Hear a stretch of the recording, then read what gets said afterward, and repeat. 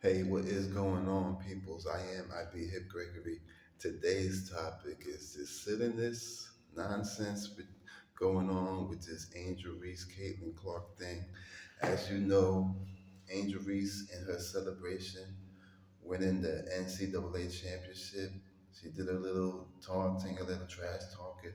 She pointed to the ring finger and she did the John Cena, you can't see me. And I see a lot of hypocrisy. I see plenty of double standards. I see a crazy amount of racial undertone with this because people are upset. I mean, look, this is sports. People are gonna trash talk. You ain't gotta like it, but you also don't have to hate it. And is this because of a male female thing that you could do it in male sports but not in female? I remember with Joe Burrow, he pointed to his ring finger when they won the national championship. That was nothing. But you can't even say that it's a gender thing because Caitlin Clark, she did the same you can't see me gesture just 48 hours earlier. Not a year earlier, not a month, not a week, 2 days prior. It was the last game before this, the Final Four to the championship game. And when she did it, she was actually praised. They said she got a lot of swag. Angel Reese does the same exact thing, and they want to crucify her. The president of Barstool Sports, Dave Portnoy, he called the he called a classless piece of sugar honey iced tea. So you see the way, you see how they talk about our black women like that. You see how they disrespect our black women. I mean, they disrespected Brittany Griner, Naomi Osaka, Simone Biles, and now Angel Reese. They have no respect for our black women. Keith Olbermann, he said he called her a effing idiot. This is a 20-year-old girl. Keith Olbermann, he did apologize. He said he had no idea of Caitlin Clark doing it earlier, you know. So take that for what it's worth. Is he sincere? I have no idea. I do find it a little bit hard to believe that someone who worked in sports, ESPN for that long a time, act like all of a sudden he don't know what's going on in sports today. But hey, the and we know how media is, how they treat black folks differently from white folks. You have a certain side of the aisle who will have you believe or who say it is negative for black people to teach their kids that it is twice as hard to make it, that you have to work twice as hard as a white person. Well, here you see an example of someone who has to work twice as hard as a white person just to be respected, just to be treated equally. You have a certain side of the aisle who wants you to believe there's no such thing as white privilege. Well, here's a shining example of it. When one person does it, they're praised. And then when another person from another race does it, they are crucified for it. You know, I was watching this thing where they was talking about how they treat black folks in the media and how a black person who is murdered gets treated worse than a white murderer. Remember when Tamir Rice was gunned down like that by that police officer? The media went and looked up the criminal record of Tamir Rice's parents. But then when a white person goes and shoot up a store, they say, man, he was so quiet. I never would have expected that from him.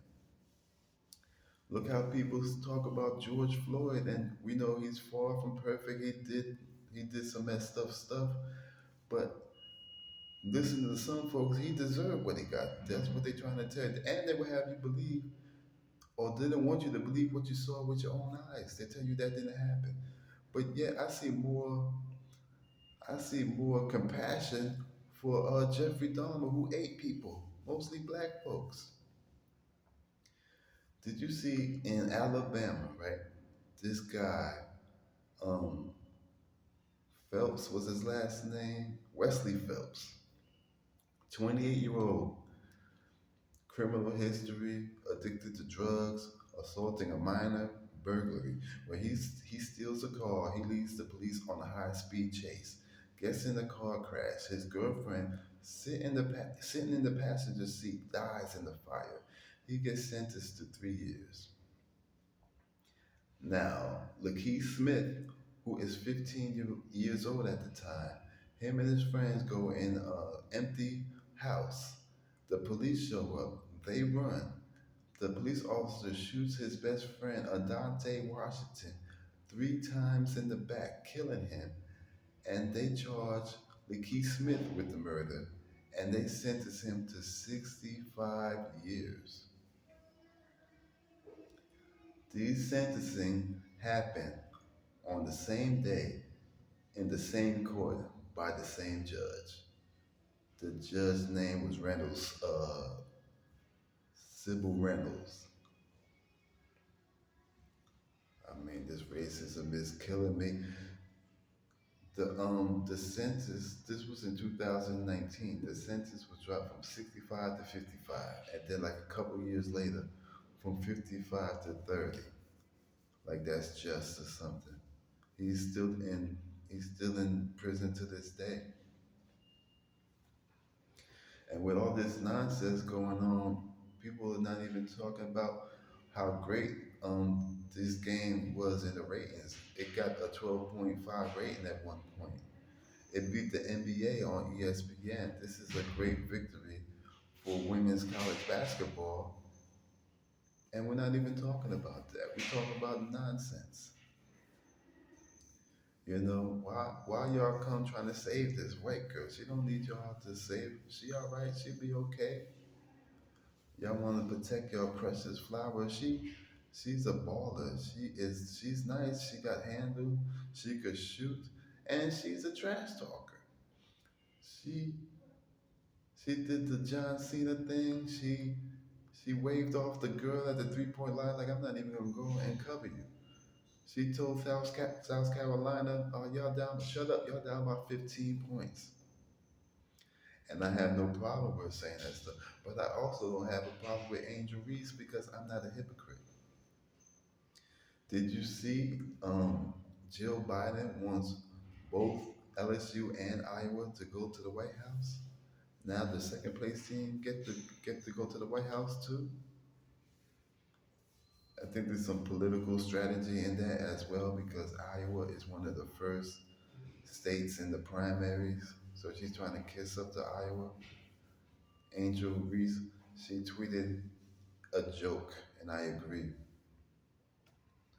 Boy, I say to Angel Reese, keep doing what you're doing. Keep being unapologetically you, unapologetically black.